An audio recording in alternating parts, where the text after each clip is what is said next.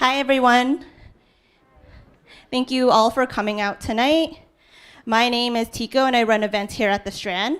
Before we launch a conversation of Julissa Arce's new book, You Sound Like a White Girl, The Case for Rejecting Assimilation, I'd like to share a little bit of history about the Strand. The Strand was founded in 1927 by Benjamin Bass on 4th Avenue's Brook Row. Stretching from Union Square to Astor Place, Brook Row gradually dwindled from 48 bookstores until after 94 years, the Strand is the sole survivor, now run by third-generation owner Nancy Bass Whiten. We want to thank all of you for your support. Without our loyal community of book lovers and authors, such as Julissa, we wouldn't be here today. Tonight's event is co-presented with Radical Readz. Inspired by Mr. Belafonte's idea for a sustained radical book club, the monthly Radical Readz series helps spread awareness about marginalized and underrepresented authors and encourages exposure to more inclusive perspective. Radical Readz utilizes the power of art as an educational tool to explore the issues we work on, such as racial justice, mass incarceration, and intersectional movement building, and take our community deeper into engagement. Our live events create moments that feature the voices of writers, culture influencers, and people directly impacted by the subject matter. For more information about Radical Readz, please visit their website at gatheringforjustice.org/Radical Readz. Tonight, we're thrilled to have Julissa Arce with us for a discussion of her new book, You Sound Like a White Girl. Julissa has left behind Wall Street and has become an outspoken advocate for immigrants, for equitable representation of Latinos in Hollywood. The co-founder of Asced Educational Fund, a college scholarship and mentorship program for immigrant students, regardless of their immigration status. She is also a Crooked Media contributor and a frequent writer of Time magazine, and has provided political commentary across TV networks, including NBC News, Bloomberg TV, CNN, and MSNBC. She lives in Los Angeles with her family. Joining Julissa in conversation is Carmen Perez.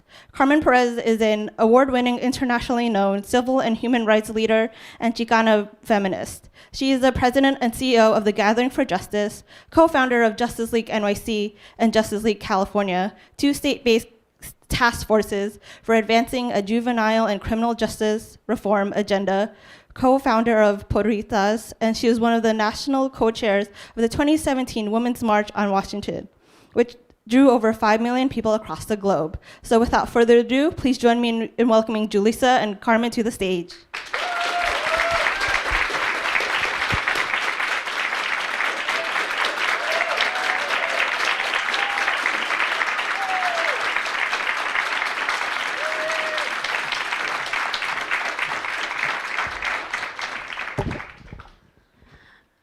Oh my God, I'm so relieved because I always think 5 people are gonna show up. Thank you for being here. Oh my God. Hi, everyone. Good evening. Welcome outside. So good to see some of your familiar faces. And let's give another round of applause for Julissa.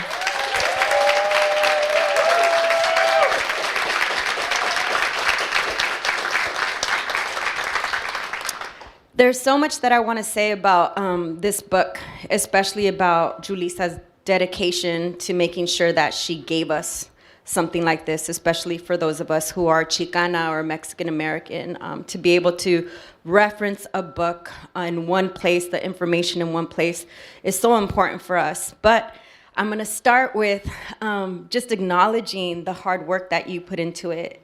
Please share with the audience, how long did this take for you to write? What was the research like? Give us a entry into what it was like in Julissa's world while you were writing this, and why was it important for you to gift this to us at this moment? Thank you. So the book actually, in my mind, started as a collection of personal essays. And I wanted to talk about the ways in which I assimilated and the ways in which that was harmful, and the things that I had been doing to de-assimilate, to move away from assimilation. And then what I very quickly realized as I was writing those essays is that I, in some ways, wanted to move away from just talking about myself and my personal experiences because I knew that there was a larger context for these experiences and that other people must be going through the same things that I was going through. And then as I was just kind of reading other books to get some context for my personal stories, I also very quickly realized that there was a long history that came with these issues, that the issues that I was dealing with today didn't just start today, that there was history that I had been denied from learning in school. So for example, I thought about a lot about English and what learning English did to me. And one of the things that I realized is that English didn't just sever my ability to speak Spanish fluently, it literally cut the umbilical cord to my mother. Because as my life was changing, I no longer had the vocabulary in Spanish to talk to her about the things that were happening in my life. And so I, for a long time, stopped calling my mom so often because every time I picked up the phone to talk to her, it took a lot of effort to be able to explain things to her. And after a long day, I just wanted to go to sleep. I wanted to share with her so badly, and at the same time, I didn't have the energy. And then I realized that there's a really big historical context to this relationship between English and Spanish, that there were schools in Texas and California. 80% of schools in Texas and California in the 30s were segregated by Mexican schools and white schools. And Latino children were physically punished if they spoke Spanish in the hallways in their schools. And so what that did is that many people moved away from Spanish because they didn't want their children to face the same discrimination that they faced for speaking it. And so it really was a really long process of trying to figure out how to present this information in a way that wasn't just about me. And so then the structure of the book became what it is now, which is telling the lies of assimilation in the first part of the book, and then in the second part of the book talking about reclaiming our history, our heritage, our culture, celebrating all the things about ourselves that for a long time I wanted to hide. And it was a really long process. The book took me many years to write, many years of research, then the editing process, and then more editing process. And I'm just really glad. This is my second event. And actually, I did my first event ever as an author at the Strand in 2016. So it's really nice to be back. And many of you were here. So thank you. It's really nice to be back. And I mentioned this at my first event on Monday, which is that I finally feel like a big weight lifted off my shoulder because this book is not mine anymore. Like, I wrote it, now it's your book.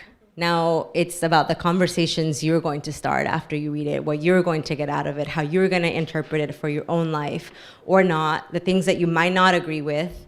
But hopefully even if you don't agree with some of the things that I write, you'll see my point of view. And it just feels really nice that I don't have to worry about it anymore. Now you have to read it. I'm done. That's amazing. You sound like a white girl. The title. How many of you could relate to that? Tell us the story that inspired the title. So when I was 14, this guy I had a crush on in high school, as you do when you're in high school, told me that I sounded like a white girl. And when he said that to me, I took it as a compliment. I was like, oh my God, I sound like a white girl. Awesome. Because I had spent so long trying to get rid of my accent. There's a passage in the book where I talk about standing in front of a mirror and enunciating words so that I sounded like the white girls at my school, and imagining that the reflection that was looking back at me was someone white who had confidence and pride, something that I very much lacked at that time. And later on, people in my own community would tell me, you sound like a white girl, as a way to tell me that I didn't quite belong in that community either. Right? And so it really is sort of a double-edged sword, and there's a lot of meaning behind it. The other thing I want to mention about the book is that the pink, it's called Rosa Mexicana. And so it's my way of saying, it's not just pink because it's pink, and I obviously love pink, but it's because it's a very special meaning. Like I wanted, even as the title of the book was "You Sound Like a White Girl," this isn't about that. This is about the celebration of what has become from that. Yeah, thank you for that. I know I could relate. Especially growing up in Southern California, you get told that all the time, or you get told that you sound like a valley girl. So it kind of depends. Your first two books are memoirs. In this one, though, you zoomed out to write more broadly about this country and the history of the Latinx people in this country. You're telling a history that is rarely included in classrooms, in textbooks, in oral stories. What were some of the most surprising things you discovered in your research, in your writing? And then also, what were some of the most joyful moments? Yeah, on Monday, Ida Rodriguez, she's a comedian, and she was like, so can you tell us, are there any fun parts in the book? And I was like, this is not the book. So there was so much history that really shocked me. When we were in the green room, we said, "Oh, you became a historian," and I think probably in another life I would love to have been a historian, because there was so much. And honestly, what I share in the book, the history that I share in the book, is just the tip of the iceberg, because I could not have possibly included all the many things that I learned. But one of the most joyful parts of history that I learned was about these cheerleaders in Texas. So in 1968, there was this group of girls who were fighting for their right to bear pom-poms because the school in Crystal City, Texas, was 85% Mexican American, but only one of the 4 cheerleaders could be Mexican American. And these girls eventually got tired of this rule because it was an unfair racist rule. And they went to the school board, they didn't do anything about it. They went to the superintendent, didn't do anything about it. And ultimately, they organized. And for 17 days, they walked out of school. And the walkouts grew to 3,000 students. It was the elementary school and the middle school who joined them. And within 2 years, they had successfully changed the face of the school board and of the city council to become majority Latino.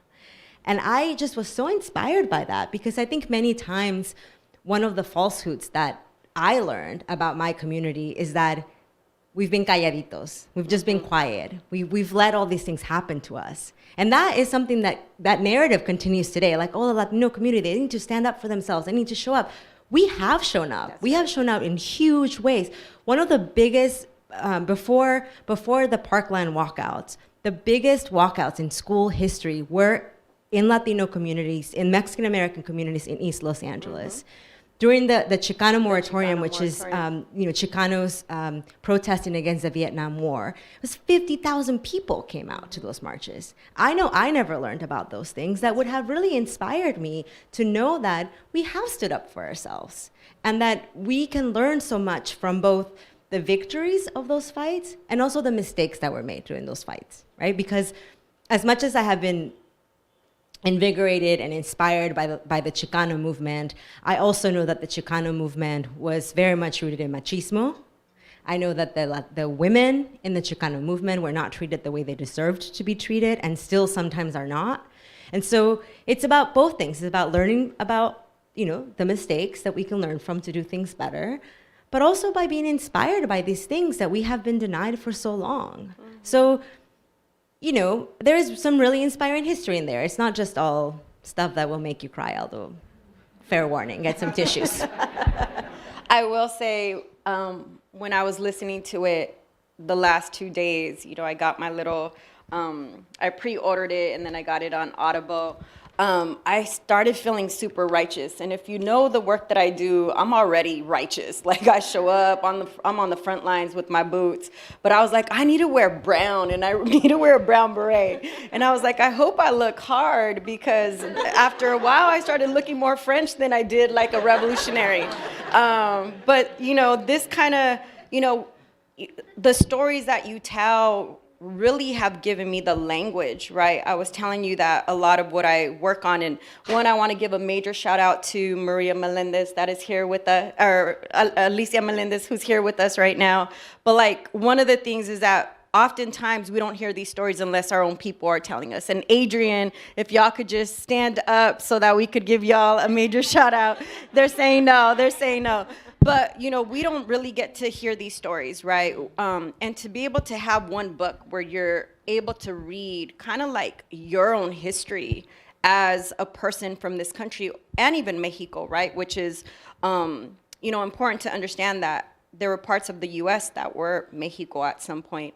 But there's so much that's happening today, right? And so why is it important for us to share the history that is unfolding right in front of us?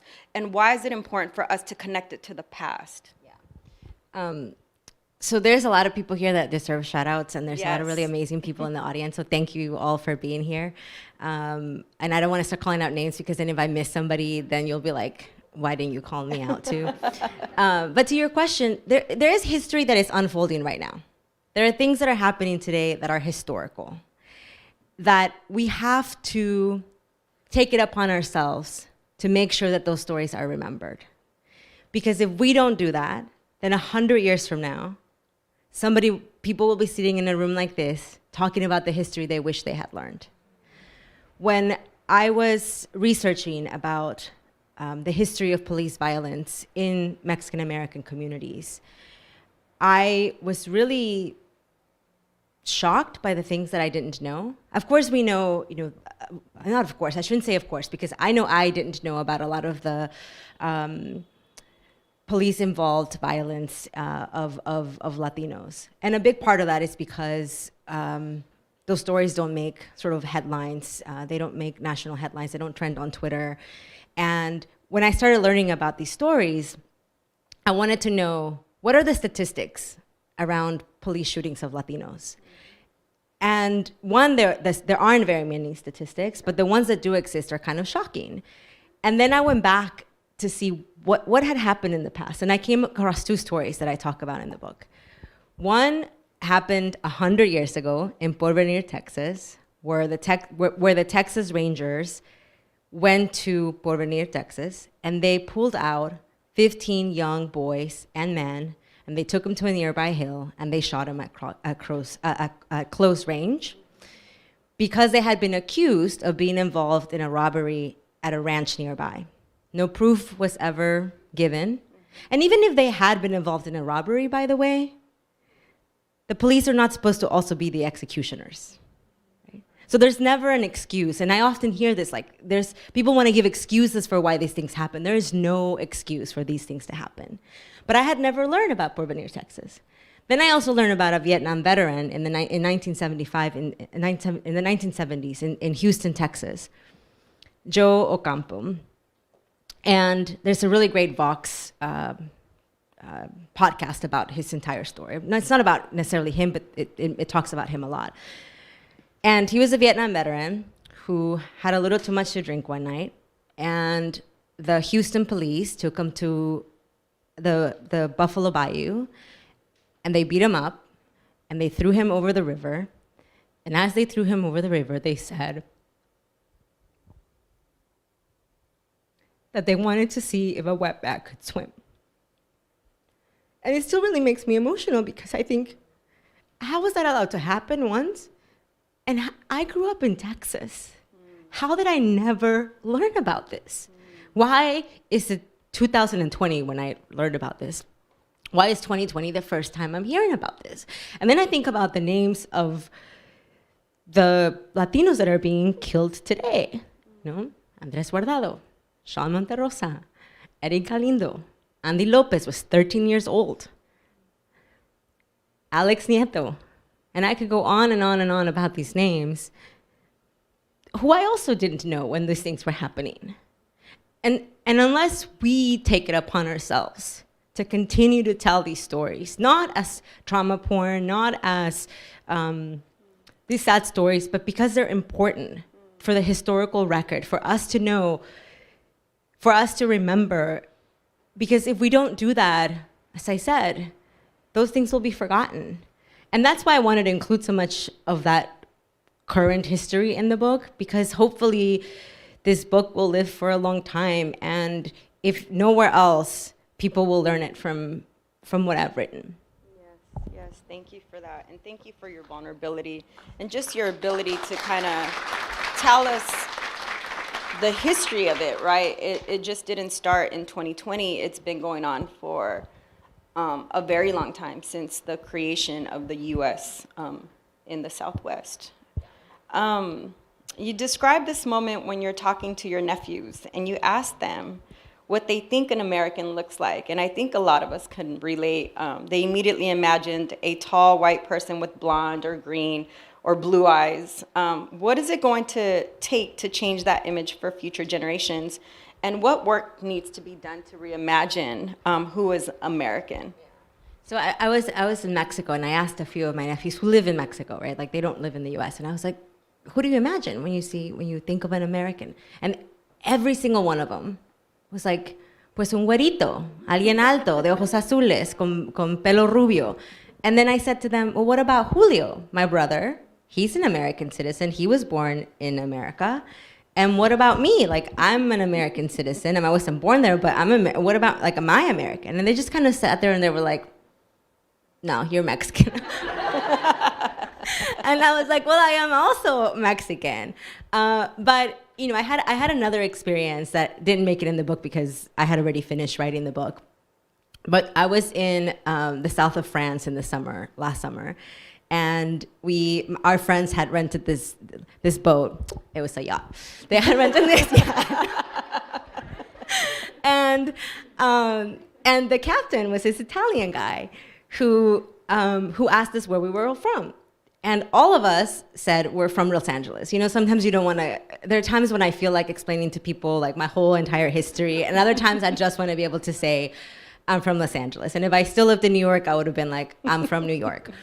And then he was like, no, but like, where are you really from? Where are you from? And I'm like, are you kidding me? Like, nowhere in the world can I go and I say, I'm American and people believe me. Like, I still have to explain everywhere that I go, and it's exhausting. And I want the whole world, and especially this country, to realize that this is not a country for white people. This is not a country only made up of white people. I'm sure there's, you know, I look out here, and to me, this is America. Yeah. You know, I look at this room, and to me, this is what it means to be an American. And we just kind of have to keep asserting it in order for it to change. Also, the story that we tell about the United States has to change. In the history that we tell, in the movies that we make. Before I ever came to live in the US, I also thought it's a white person with blonde hair that is an American, because those were all the movies that I saw. Mm-hmm. So Hollywood also has a big responsibility to tell the story of America that truly reflect who are Americans. And it's not only what we've seen. What's funny is that I was born here, and I thought my culture was hip hop and basketball, so I didn't even know like what an American looked like. But you know, I feel like so many elements of your book are so relatable, right? You talk about, you know, what an American looks like, and I think many of us could relate to that, right? What we assumed an American looked like.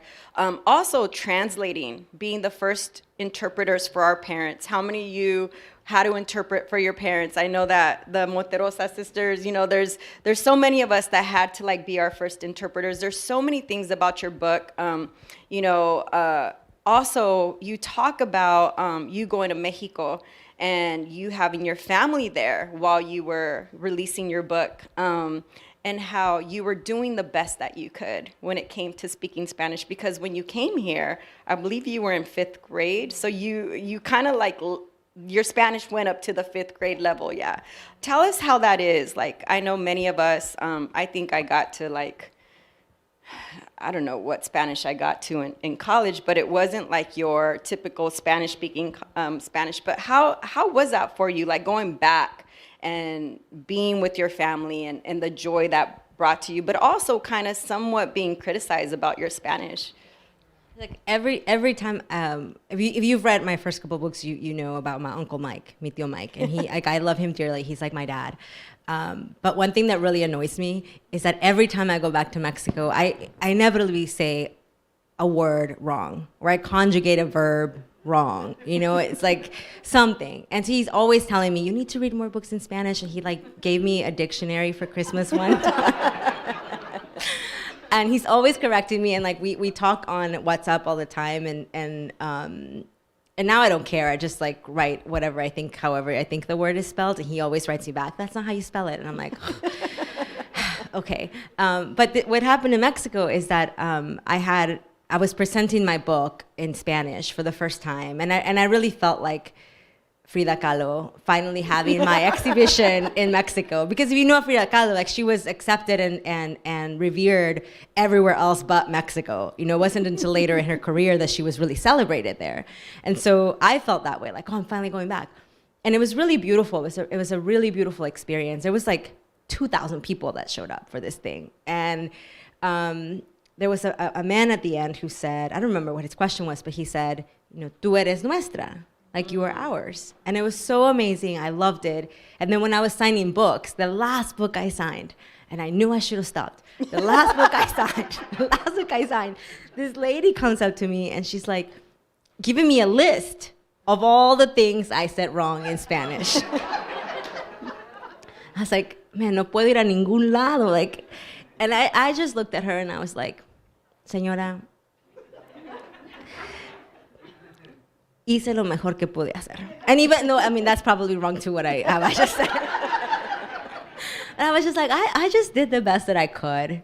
And honestly, that's how I feel now. Like in English and Spanish, I'm just like, I just did the best that I could. Even reading the audiobook, so if you got the audiobook, just like be prepared to some words. You're gonna be like, what did she say? Like, there was a word, like, I could not get Dostoevsky right? See, I'm not even saying it right. It's like, I couldn't say it. And then there was like a couple other words that I just could not get right. And I kept trying them. And I was getting really discouraged. And I could feel sort of like the embarrassment because, you know, the producer who was there was a white man. And the audio producer from Macmillan Audio is a white woman. And they were super lovely and nice.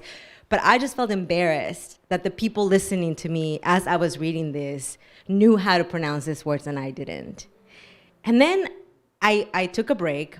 I went to the bathroom. I looked myself in the mirror, and I was like, stop it. Like, this whole book is about you not giving a shit about this anymore. Like, get it together. And I went back in there, and I just said, you know, when we were doing pickups, I was like, I don't know. That's just how I pronounce it. Like, that's how it's going to be. Like, people will know what I mean. Because we're just doing the best we can, you know, and I try really hard, and if that's the best you get, you'll know what I mean, though. It's because we're thinking with like two different brains, and so I personally could relate to that. And the way in which I get away with it is I'm always like, look, I'm Mexican, I don't know how to say those words. Like, and my team will tell you, I'm like, I don't know how to say that. Like, I really don't, you know. And my Spanish teacher always said, like, ruffles have ridges. If you know how to say that, then you could say it. But at the end of the day, I couldn't. But what I loved about that piece was that you also talked about Julian Castro and how he was being questioned around not knowing Spanish. And you just sharing in your book about giving people grace, right? I think oftentimes we have so much judgment, even as Latinos, as to who's Latinx enough, who, you know, if you speak Spanish, if, you know, eres morenita, lo que sea, right? Like, we have this judgment towards one another. But how you shared just giving people grace and understanding the history of why Julian Castro didn't know Spanish. And if you could just kind of share with the audience. Well, some of the history I shared, you know, about like his grandmother came from Mexico like 100 years ago. And he's still having to answer these questions about why doesn't he speak Spanish? And he's also like not mainstream enough to be considered like American, right? And it's like it's such a double-edged sword with these things, and yeah, I mean, that's the history behind it. It's like, and he even said in his interview, my grandmother came here 100 years ago, and she was punished for speaking Spanish, and so she didn't want to teach it. They didn't want us to have to go through that discrimination, and so. I was so upset at all the questions he had to answer throughout his presidential run in 2020 because nobody else was being asked this question, Like all the white men who were running, like they all would love to go up there and say that their grandfather came from such and such country, right? And why weren't they being asked why they didn't speak whatever language their ancestors came from? Why did only Julian Castro have to answer that question? Yeah. And it's because no matter how many generations Latinos have been here, we continue to be viewed as foreigners. Mm-hmm.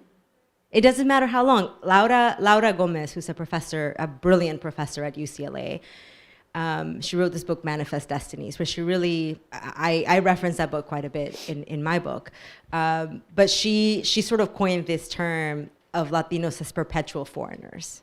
And that's why. And that's something that we really have to get away from, because until we are viewed as sort of a core part of this country, our very lives will continue to be in danger, as we saw in what happened in El Paso in 2019.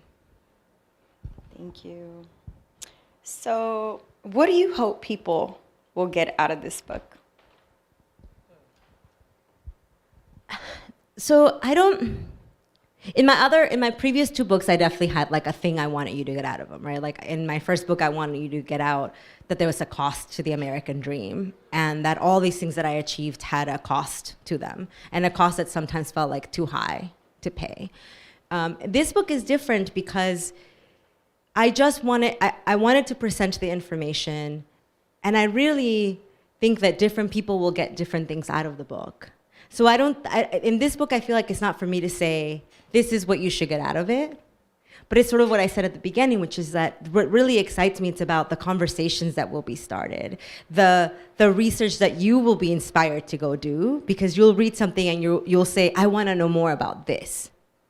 And I was joking in the green room. I was like, I don't want people to feel like they're getting cheated, but like half this book is just notes. No, I'm just kidding. It's not. It's really not. It's really not. But there are a lot of notes. And so if you want to learn more about any of this stuff, just go to the notes and see what books I read to learn more about those things, because there's so much more information that I couldn't have possibly sort of gotten in this one book. But that's what I'm most excited about and already I'm seeing so much on social media, people saying like, oh, I got this out of the book, or this part really spoke to me, or I had no idea about this. And those are the kinds of reactions that I'm hoping to keep seeing. And hopefully when you all share the things that you're learning in the book, that you'll get some reactions like that from your friends and family. Thank you. I want you to finish this sentence. As a child, reading this book would have meant.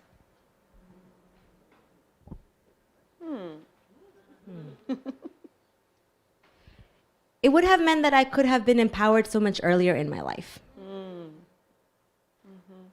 I feel the same way. I think I shared this with you in the green room. I've always had this fire in me, right? I learned a lot of the history of the book from my father, who was born in 1924.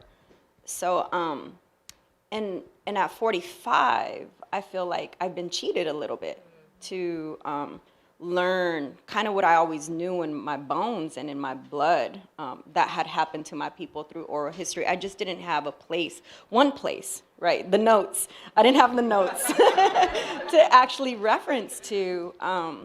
But so I just want to say thank you. Thank you for this gift that you have given us, this validation. Thank you for seeing us. Thank you for telling the story that we've been wanting to hear for so long. And so I want all of us to just give Julissa another round of applause.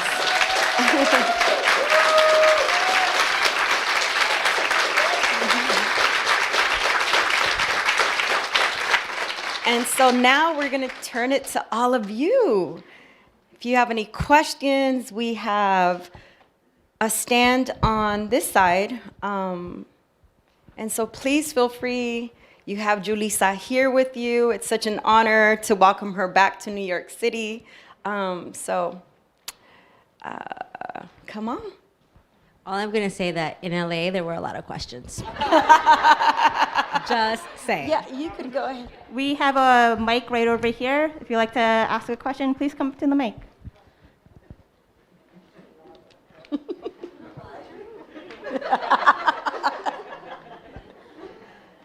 This crowd is such a fun crowd. I have a question specifically about what you were mentioning, Julissa, about the constant reminder that we're viewed as foreigners, and how you think, I will admit I'm an avid Hysteria listener, so I always love your political takes, especially because you're often one of the only Latina voices that they have on the show. How do you think that foreigner mindset that the US has to Latinos impacts our political power, and how do you think we can, like, it's part of my French, but unfuck that? Like, because it's really not great right now. Yeah. No, it's a really great question. And we're going to do a whole episode on hysteria around the book. So that'll be a fun one. So one of the things that I say in the book that I think some people will strongly disagree with is that I very much believe that Latinos should be viewed as a race, especially on the census. Because when you fill out the census, hopefully everybody filled out the census in 2020. There's the first question you answer, right? One of the first questions you have to answer is, are you Latino, Hispanic, Spanish, Latinx? I mean, like all the words that cause all this controversy that we use, right? And then in parentheses, it says how that's defined. And that's defined not just as if you consider yourself those things, but of your ancestors. Right? So that already to me says we are being separated from the American core, from the American consciousness, because we are the only ethnic group that has to answer that question. We're the only ethnic group that is separated. Right? And then you go to the question of race. And when I fill that out, there is Vietnamese, Cambodian, Chinese, there's black, there's white.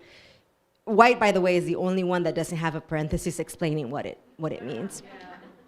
Every other category has an explanation. And then there's other.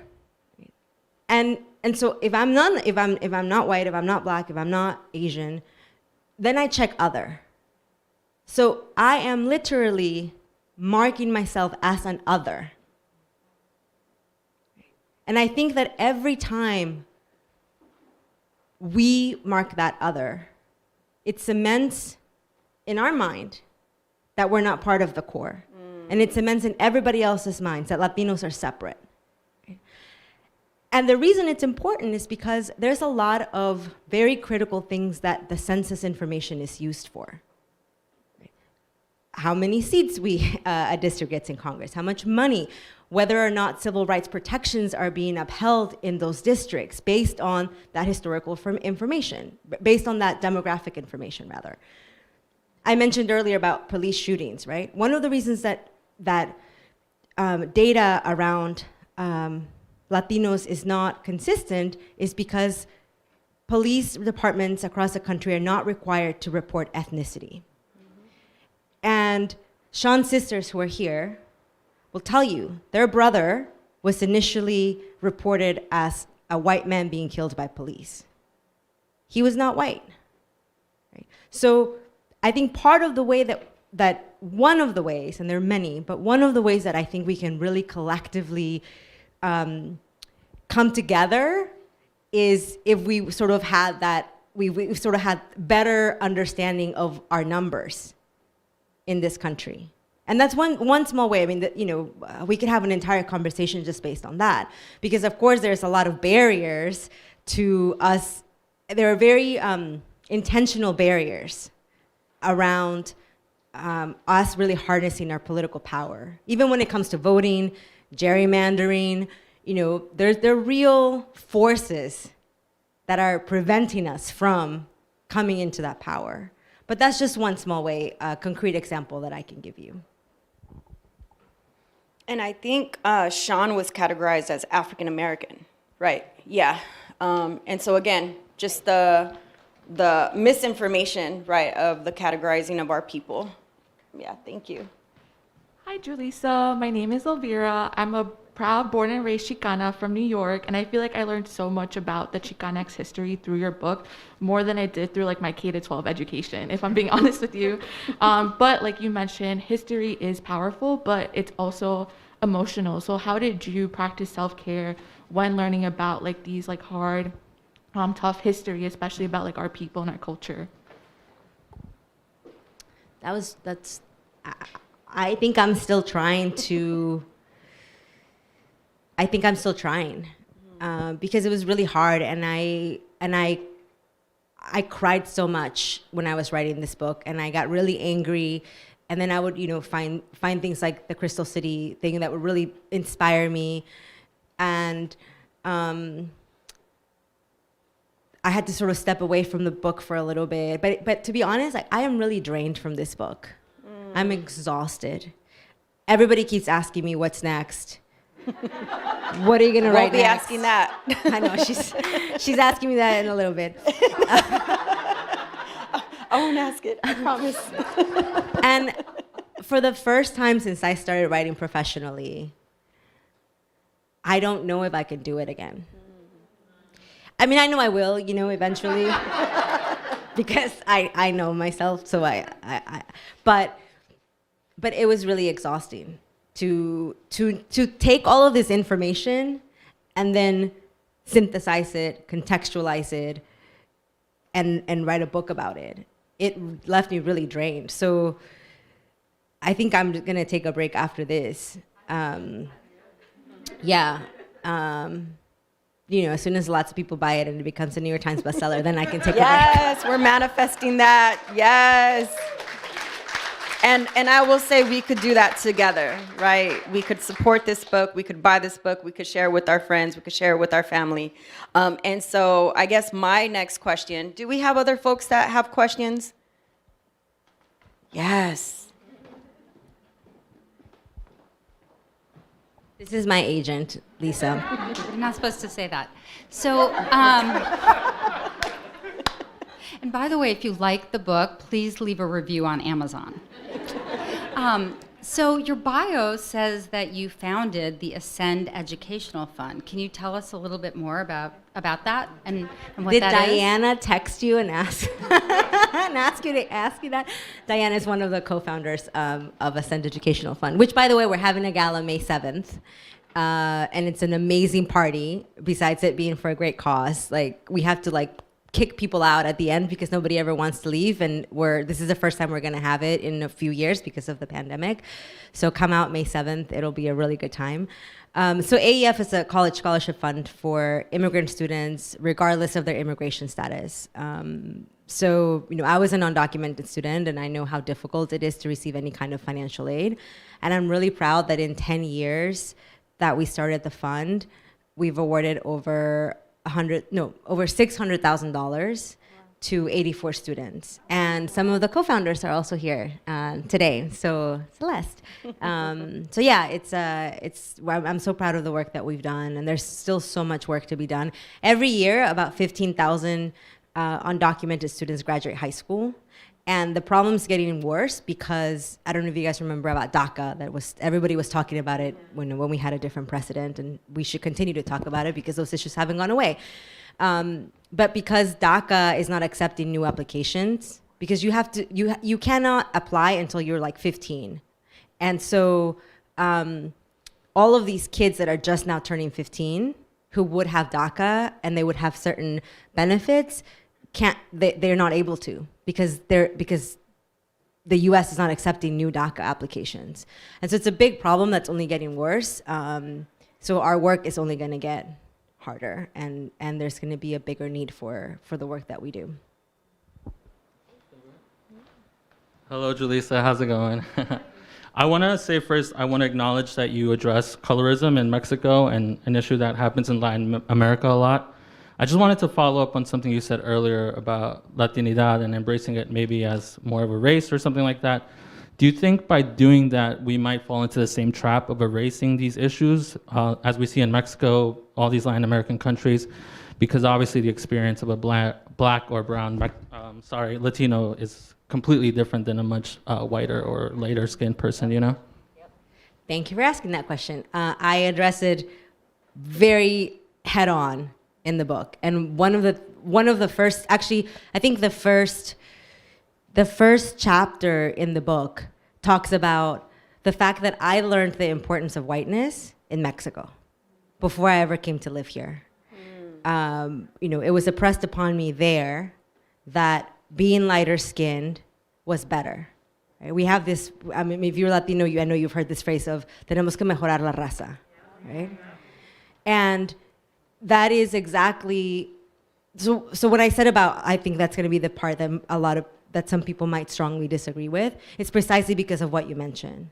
Because colorism so what I say in the book is that the way in which Latinidad was created follows and has a lot of the same patterns as white supremacy. Right? And that's the way in which it was constructed. So what I say is that we have to confront those issues, we have to name them, and even though those issues exist in the community, I still don't want Latinidad to go away, because that is the one place where I have found belonging, though I completely understand that it is still a place that excludes many people. But I think that that we can hold multiple truths at the same time. And certainly, one of the things that I wrestle with in the book is making the Latino identity a racial marker the same as mestizaje. The same as trying to lighten the race, the same as trying to make us all sort of mejorar la raza, right? To get away from our indigenous roots, to get away from our black roots, because one of the things that I address is that something like north of 80% of enslaved Africans were taken to Latin America. And yet, people are surprised that they're Black Mexicans. It wasn't until very recently that Black Mexicans could assert their Black identity on the census. Before there was they couldn't say, they're a Black Mexican. And so all of these issues are very complicated, and certainly they all have drawbacks, right? So the drawback to not being a race on the census is everything I just mentioned. The drawback of being a race on the census is everything you just mentioned, right? So unfortunately, there isn't one sort of simple solution. And I think there's also a difference between, on something like a government form like the census, being able to say that you're Latino. And by the way, you can also, you can check multiple things, right? So if you are a Black Latino, you can still check Black and Latino. If you're a white Latino, check white and Latino. If you're an Asian Latino, check Asian and Latino. And I think that's a little bit different than sort of how we in the world sort of move around, because race ultimately is a really poor descriptor. And one of the things that I do take issue with is when people say that Latino's not a race, right? They're like, Latino's not a race. But race is socially constructed. We as a society get to say what race is. And so, and I give a lot of examples about how many different races there have been in the census. And at one point there were like 29 different races. At one point there were 63 different races. Because for a long time, not even all white people were looked as one single white race. Right? And so all of these things are constructed. And as I said, what I hope happens is that this will create conversations, and hopefully we can find a better solution for how things are today.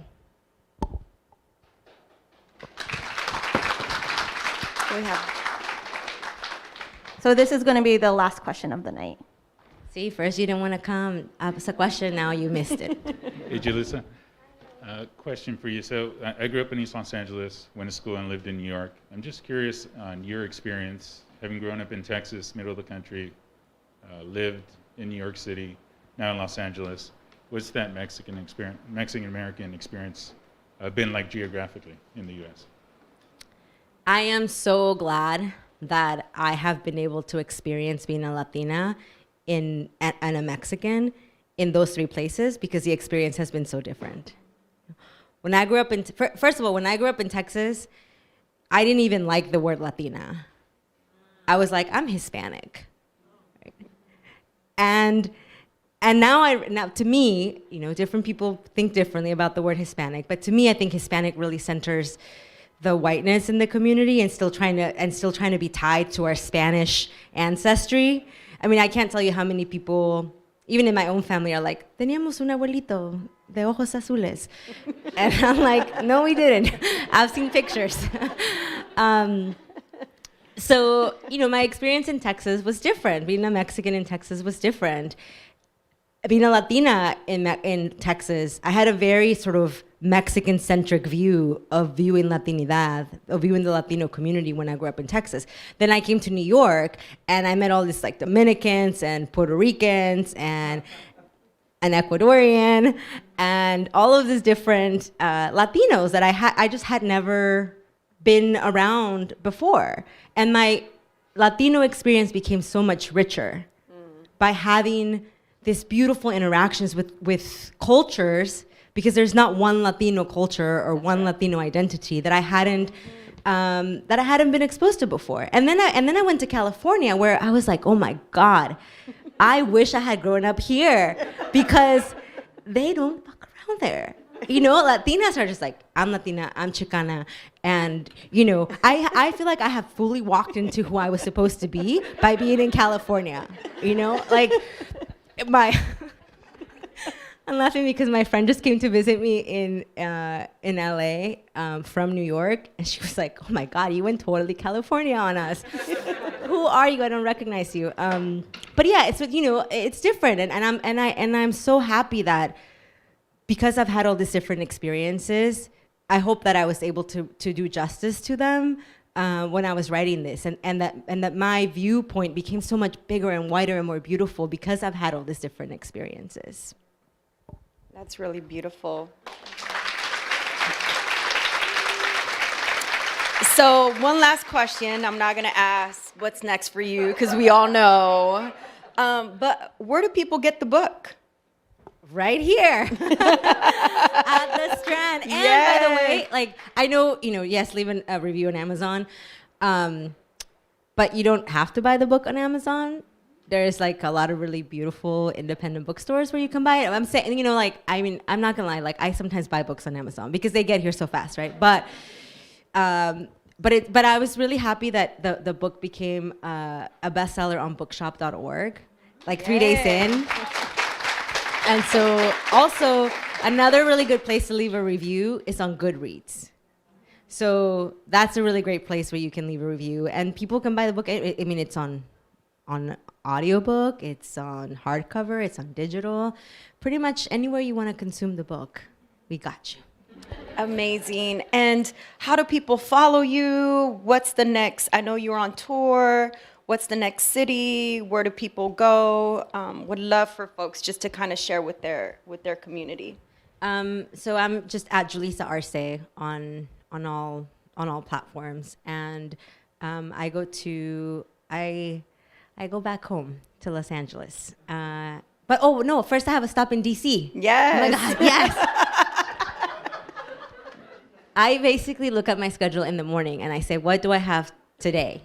So, but I go to DC, and then I go home to Los Angeles, and then I go to Texas, and then I'm gonna take a little break, and then I'll be back book festivals in the fall. Amazing. I want to thank the Strand. I want to thank the Gathering for Justice. I want to thank Julissa's team. I want to thank all of you for joining us tonight. Thank you for coming out. I know it was so cold out there, but you all really showed up tonight. So thank you. Give yourself a round of applause. Give Julissa a round of applause. She's going to be signing books to our left, and so please buy a book. Please speak to her. Thank you all so, so much. And thank you to Carmen for moderating and asking such great questions.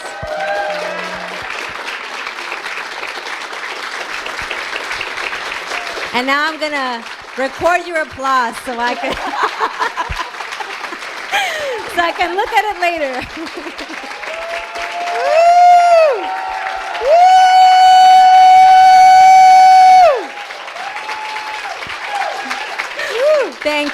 Thank you so much for being here tonight. Can I take a selfie with you? Okay. Do you all want to stand up?